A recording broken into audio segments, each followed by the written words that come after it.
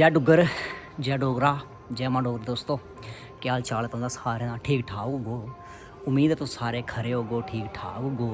अज Duggar series YouTube channel उप्पर ये तुस सामने जेह्ड़ा दिखा करदे हो गुरुद्वारा तप स्थान, ये तुस दिक्खी सकदे तप स्थान गुरुद्वारा मंजी साहब सोढ़ी पातशाह जी दा, जित्थे मेरे धन धन सोढ़ी पातशाह बाबा बड़भाग सिंह जी होरें विश्राम कीता हा, तप भी कीता हा, रमान कीता हा।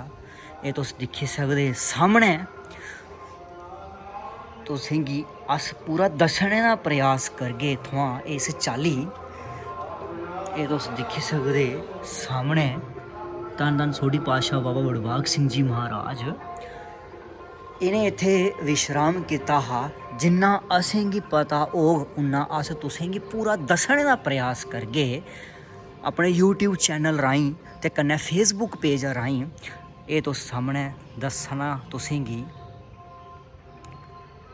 एक गुरुद्वारा है ते इत्थे पुराना गुरुद्वारा बने दा है। अज तो पता नहीं किन्ने सौ साल सदियां पुराना ये गुरुद्वारा बने दा है।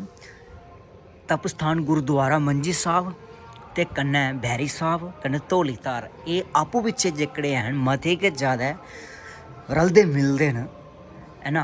हून में तुसेंगी इत्थुआं दा जेह्ड़ा नज़ारा है, इत्थुआं जेह्ड़ा तुसेंगी मैं पूरा उप्पर दा नज़ारा दस्सने दी कोशिश करगा।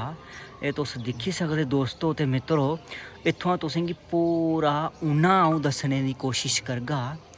ये तुस दिक्खी सकदे सामने जेह्ड़े बड्डे बड्डे घर बने दे न, एह् घर निं हैन, कन्नै गै सरां बनी दियां न, कन्नै गै इत्थै लोकें दे घर बने दे न।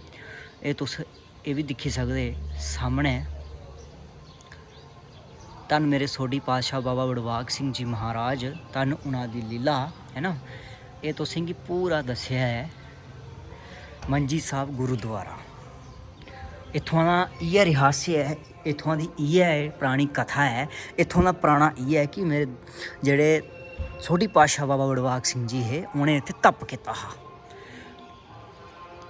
एह् दिक्खी सकदे तुस।